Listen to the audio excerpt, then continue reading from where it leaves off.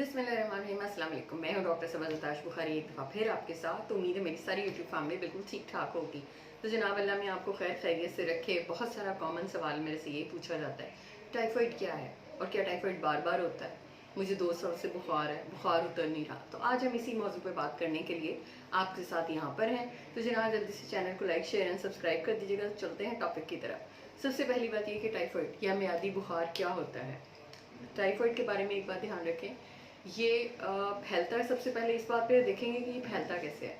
आपने कोई अनहाइजीनिक चीज़ खाई है, यानी कि जो कि ठीक नहीं थी, यानी जिसमें वो वाली चीज़ें जिनमें आपके वॉशरूम से स्पेशली जो यूज़ किए हुए हाथ हैं वो कहीं पे टच हुए हैं, ठीक है। तो वो फूड वेंडर्स जिनके पास कोई इस तरह की फैसिलिटी होती कि वो फ्रूट और वेजिटेबल्स को बहुत अच्छी तरह धो के साफ़ करके रखें और वो उन्हीं हाथों से आपको वो सर्व कर रहे होते हैं, तो वहाँ से इसके फैलने का सबसे बड़ा खतरा है। अनकुक्ड खाना जो है वो, इसी तरह अनहाइजीनिक प्लेसेस पे खाना, पानी, सीवरेज का सिस्टम जहाँ से आपकी कहीं से कोई मिक्सिंग हो रही है, उस सूरत में आप ये एक्वायर कर सकते हैं। खुदा न खास्ता ब्लड ट्रांसफ्यूजन जिसमें ये जरासीम पहले से था, तो उस सूरत में आप ये एक्वायर कर सकते हैं।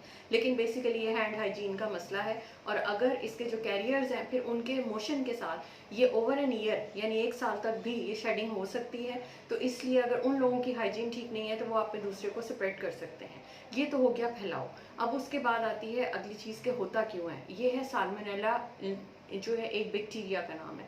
तो salmonella typhi and salmonella paratyphi 2 varieties हैं जिनके साथ ये होता है। और इसमें जो है आमतौर पे जो लोग ये कहते हैं जी मैं 2 साल में बार बार टाइफाइड हो रहा है और ये हो रहा है, तो सबसे पहली चीज़ इस बात को जहन में रखें कि टाइफाइड फिर एक कैरियर स्टेट है।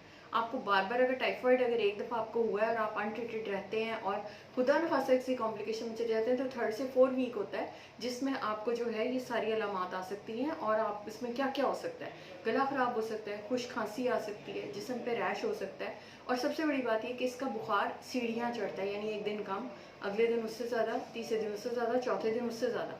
इसी तरह 1 हफ्ते के बाद ये प्लेटू की फेज़ में आ जाता है, यानी एक ही जगह के ऊपर स्टे करता है। लेकिन ये इनिशियल इसी तरह जाता है। तो अपने आप का अगर कोई इस तरह का बुखार है तो आपको ज़रूर उसको कैटर करने की ज़रूरत है।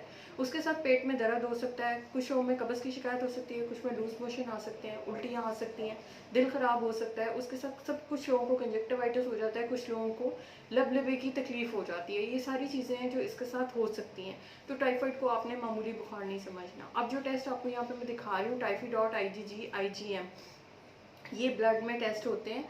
और अब यही स्टैंडर्ड है जिनके साथ आपने कराना है। उसके साथ ब्लड का कल्चर है, यूरिन का कल्चर है, मोशन का कल्चर है, और या बोन मैरो कल्चर है। इनके ऊपर आपका टाइफाइड डायग्नोज होता है। जो आप एक प्लस वाला 180 या टिटर्स वाला चार्ट लेके अरे अक्सर लोग आए हुए होते हैं कि जी ये हमारा है, ये इस तरह की कोई चीज़ अब नहीं है, ऑब्सोलीट हो चुकी है। अब आते हैं हम इसकी रेमेडीज़ की तरफ के क्या चीज़ है। सबसे पहले हैंड हाइजीन। जब भी कोई चीज़ लें आपने बाहर ज़रूर देखना है कि किसी फूड वेंडर के पास उसकी हाइजीन के क्या तरीके हैं। आइदर प्रॉपर वॉशिंग अवेलेबल है, हैंड वॉश है, सैनिटाइजेशन है, नहीं तो आपने इन तमाम चीज़ों को अपने जहन में रखना है।